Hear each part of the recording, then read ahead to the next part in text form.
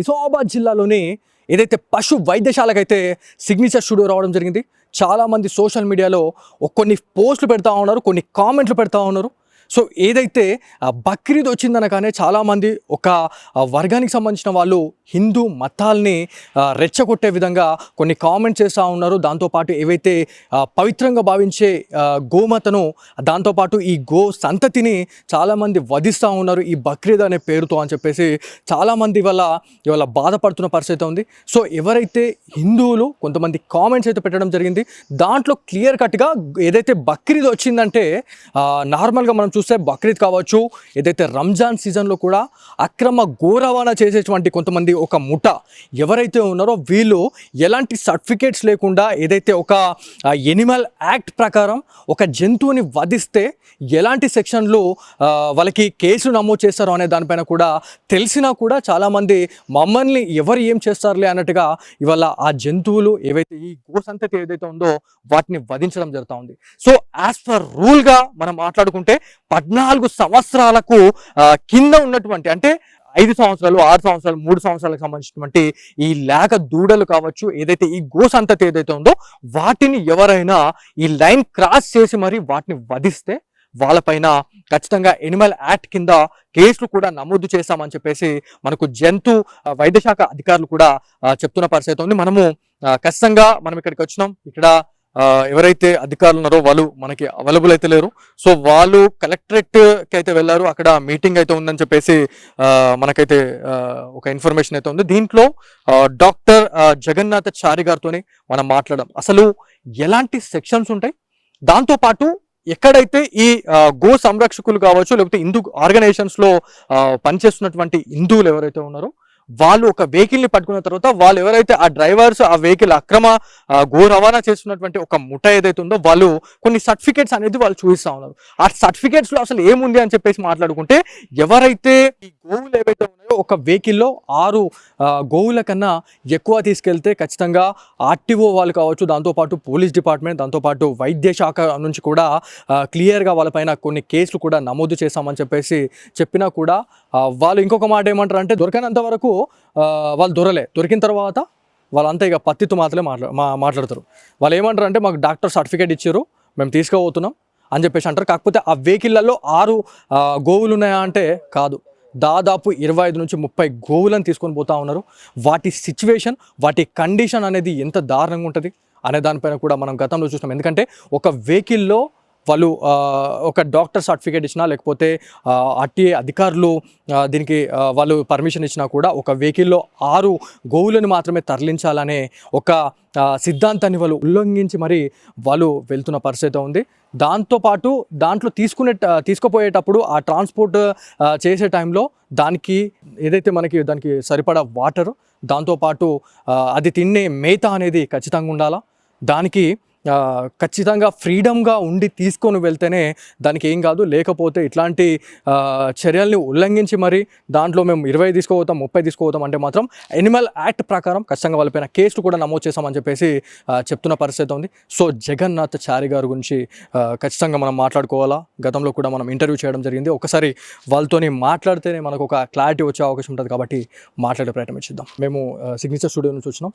So దీని గురించి అంటే యాక్చువల్లీ ఈ బక్రీద్ శుభ సందర్భంగా చాలామంది ఈ అక్రమ గో రవాణా చేస్తూ ఉన్నారు. దాంతోపాటు ఏవైతే ఈ గో సంతతిని అయితే వాళ్ళు వధిస్తూ ఉన్నారు. సో దీని గురించి మీరు ఏం చెప్పాలనుకుంటున్నారు సార్? మీరు సర్టిఫికేట్స్ జిల్లా వ్యాప్తంగా ఏమైనా ఇస్తూ ఉన్నారు అంటే గోవులని వధించడానికి మీరు పర్మిషన్స్ ఇస్తున్నారా అనే దానిపైన ఒకసారి కాల్ చేసాం. సో దీని గురించి మీరు ఏం చెప్పాలనుకుంటారు సార్? సర్టిఫికేట్ మా దగ్గర ఉండదండి, ఎక్కడిదక్కడ ఉంటుంది. పోలీస్ డిపార్ట్మెంట్ అడగాలండి. వాళ్ళు అడిగితేనే. అంటే డాక్టర్, ఇప్పుడు మీరు ఒక జిల్లా బాస్, మీ కింద ఎవరైతే ఇప్పుడు ఎవరైతే వెటర్నరీ డాక్టర్ సర్టిఫికేట్ ఇస్తేనే అది కోత కోయడానికి వీలుంటది, అంతే కదండి? అది కాదు, మీరు మీరు మీరు అట్లా కాదు. మేము స్లాటర్కి ఎక్కడ సర్టిఫికేట్ ఇవ్వరు మా డాక్టర్స్. ఓకే, అంటే ఇప్పుడు ఈ మన ఒక అంటే ట్రాన్స్పోర్టేషన్ కి అంగట్లో శాండీలో ట్రాన్స్పోర్టేషన్ కి అగ్రికల్చర్ పర్పస్, బ్రీడింగ్ పర్పస్ ఇస్తాం. స్లాటర్ కానీ ఇవ్వరు సార్. ఒక చిన్న డౌట్ ఉండింది సార్. ఇప్పుడు ఒక ఎనిమల్ యాక్ట్ ప్రకారం అంటే 14 సంవత్సరాలు నిండిన తర్వాతనే ఆవు కావచ్చు, లేకపోతే గోవు ఏదైతే ఉంటుందో ఆ గో సంతతి దాన్ని ఉమ్, కట్ చేసే ఇది ఉంటది అని చెప్పేసి మనం మాట్లాడుకుంటా ఉంటాం నార్మల్ గా. ఉమ్, ఉమ్, సో ఉమ్. దాని గురించి ఒక క్లారిటీ ఏమైనా ఇస్తారా సార్, అంటే ఎట్లా ఉంటది దాని గురించి? ఇప్పుడు అదేనండి, ఇప్పుడు ఏదైతే ఉన్నదో it is not fit for the breeding are agriculture purpose. Exactly. అది దానికే స్లాటర్, అది స్లాటర్ కూడా అది చూసిన తర్వాత ఇస్తాడు డాక్టర్. అట్లాంటిది ఇంతవరకు ఇక్కడ ఎవరికి ఇవ్వలేదు మేము. ఓకే. అంటే సార్ ఇప్పుడు ఒక యాజ్ పర్ ఎనిమల్ యాక్ట్ ప్రకారం మనం మాట్లాడుకుంటే జిల్లాలో ఎన్నో గోవులను తీసుకొచ్చి రోడ్ల పైన కట్టేసుకొని వాళ్ళు ఎలా sir please ask police and municipality department sir. మీరు యాజ్ ఏ బాస్ గా మీరు మీరు ఈ డిపార్ట్మెంట్ హెడ్ కాబట్టి నేను అడుగుతా ఉన్నాను. వినండి sir, this law and order అంతా కూడా పోలీస్ డిపార్ట్మెంట్ వాళ్ళ యొక్క రిక్వెస్ట్ మీదకి వెళ్ళి మేము వెళ్తాము. మా అంతటా మేము ఇనిషియేషన్ తీసుకోము.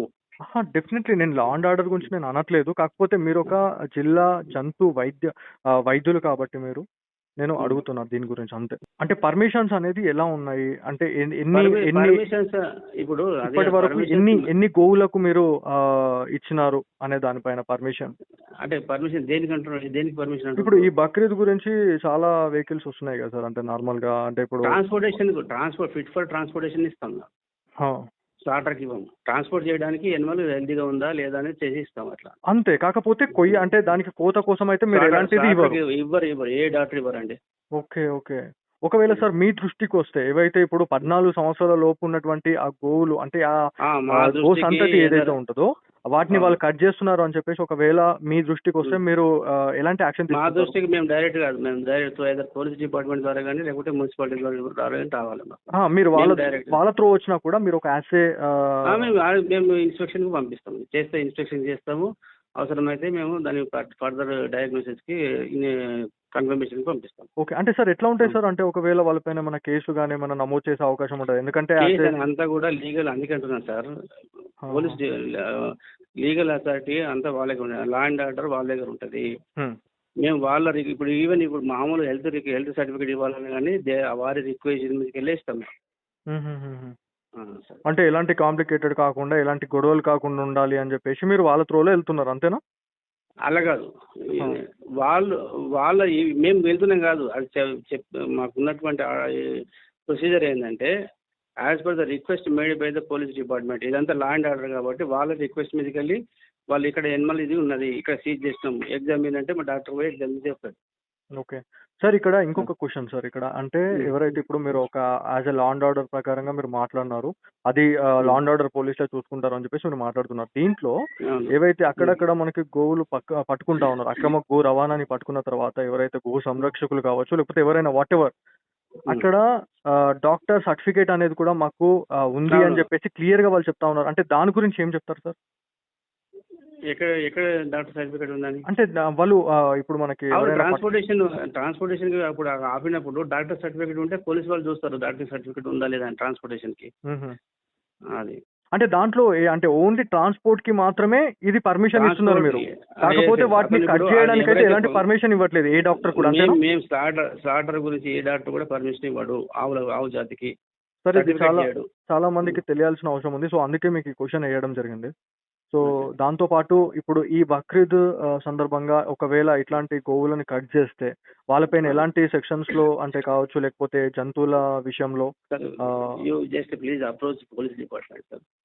మేము పోలీస్ డిపార్ట్మెంట్ కి మేము ఖచ్చితంగా మేము సంప్రదిస్తాం. కాకపోతే యాజ్ ఏ మీరు ఒక డిపార్ట్మెంట్, ఒక ఎనిమల్ డిపార్ట్మెంట్ హెడ్ గా మీరు అదే చెప్పండి సార్. అంటే దాని గురించి పబ్లిక్ కి తెలియాలనేదే అంటే మీ నుంచి మేము తెలుసుకున్న తర్వాత మేము పబ్లిక్ కి చెప్తే అది ఒక అవర్ అనేది అవుతుంది. నేను అనేది అది, అంటే మీ ఎనిమల్ యాక్ట్ ప్రకారం అంటే ఎలాంటి సెక్షన్స్ లో వాళ్ళకి కేసు నమోదు చేసే అవకాశం ఉంది? ఒక 2 minutes చెప్పండి, మాకు కొంచెం బ్రీఫింగ్ అనేది ఉంటుంది. అంటే ఇప్పుడు అంటే as per Animal prohibition cow slaughter act ప్రకారంగా ఆవు జాతి పశువులను, మగ జాతి పశువులను కానీ దూడలను కానీ వధించకూడదు. ఓకే, ఇది చట్టం చెప్తున్నది. Okay sir. ఈ 14 సంవత్సరాల తర్వాత అది అది 14 సంవత్సరాల తర్వాత దాని యొక్క ప్రొడక్టివ్ ఏజ్ అంటే దానికి ఉత్పత్తి యొక్క వయసు దాటుతుంది కాబట్టి ఎగ్జాక్ట్లీ that అంటే may అది be విత్తనానికి కావచ్చు లేకపోతే దేనికి పనికి రాకపోతే మాత్రమే చేయొచ్చా సార్ అది? Yes okay. లేదు అంటే మాత్రం ఇప్పుడు నార్మల్ గా మనకి రోడ్ల పైన అక్కడక్కడ కట్టేసినే ఉన్నాయి. సో మరి మీరు ఒక ఎనిమల్ డిపార్ట్మెంట్ నుంచి ఏమైనా వాళ్ళపైన యాక్షన్ తీసుకునే అవకాశం ఏమైనా ఉందా? లేదు మేము డైరెక్ట్ తీసుకోలేమండి. ఓకే. అంటే మీరు పోలీస్ వాళ్ళని ఎందుకంటే సంప్రదించి మీరు అతను నా పశువు అంటాడు, మేము వద్దనడానికి మాకు అధికారం లేదు. ఓకే. ఇప్పుడు అతను నాకు పట్టేసుకుంటాడు, నేను పెంచుకుంటున్నా అంటాడు. అతను నేను పోయి ఎందుకు పెంచుకుంటున్నావు అని చెప్పి అనలేను కదా నేను. Our job is to treat the animal and certify the animal. Sir ఇక్కడ ఇంకొక చిన్న క్వశ్చన్ సార్, అంటే ఇప్పటి వరకు నిజామాబాద్ జిల్లాలో మీరు ఇప్పటి వరకు ఏ గోవుకి కావచ్చు లేకపోతే గో సంతతికి మీరు పర్మిషన్ ఇవ్వలేదు దీన్ని కట్ చేసుకొని తినొచ్చు అని?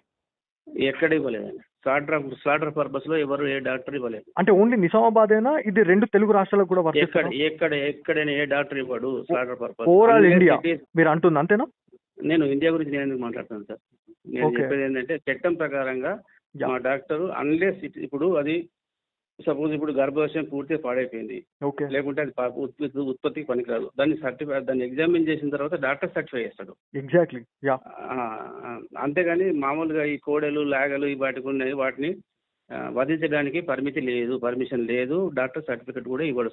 దాన్ని అగ్రికల్చర్ పర్పసా లేకుంటే ఉత్పత్తి పర్పస్ గా పంపిస్తాడు. కాకపోతే దాన్ని వధించే రైట్ అనేది ఎవరికీ లేదు. మిస్యూజ్ చేసుకుంటే పట్టుకొని దాన్ని ల్యాండ్ ఆర్డర్ చేయాల్సింది పోలీస్ డిపార్ట్మెంట్. ఓకే.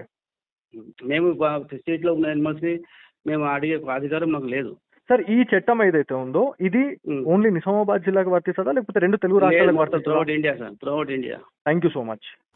సో ఇదండి మొత్తానికి ఇన్ఫర్మేషన్ అనేది పక్కా మీకు అర్థమైందని నేనైతే అనుకుంటున్నాను. ఎందుకంటే యాజ్ ఏ ఎనిమల్ యాక్ట్ ప్రకారం ఇది ఒక నిజామాబాద్ జిల్లాకే వర్తిస్తుంది, ఇది ఒక కొన్ని జిల్లాలకు మాత్రమే వర్తిస్తుంది అనుకుంటే మాత్రం ఖచ్చితంగా పప్పులో కాలేసినట్టే.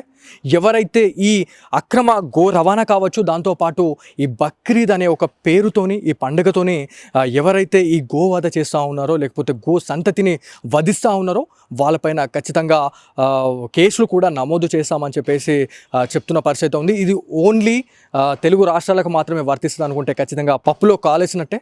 డెఫినెట్లీ ఇది మనకి ఇండియా వ్యాప్తంగా ఇండియా వైడ్గా ఈ చట్టం అనేది వర్తిస్తుందని చెప్పేసి మనకే తెలుస్తూ ఉంది. సో దీంట్లో కొంతమంది నేను ఇంతకుముందే నేను మాట్లాడినా, ఎవరైతే వెహికల్స్లో ట్రాన్స్పోర్ట్ చేసే టైంలో డాక్టర్ సర్టిఫికేట్స్ మాకున్నాయి, మేము తీసుకెళ్తున్నామని చెప్పేసి వాళ్ళు చెప్తా ఉన్నారు, మేము వ్యవసాయానికి తీసుకుపోతున్నామని చెప్పేసి అన్న తర్వాత వాటిని అక్రమంగా అంటే ఏదైతే వాటిని చంపేయడం కావచ్చు లేకపోతే ఇట్లాంటి ఇన్సిడెంట్లకు కూడా వాళ్ళు పాల్పడుతున్నారు అని చెప్పేసి మనము ప్రతిసారి కూడా వింటూనే ఉన్నాము.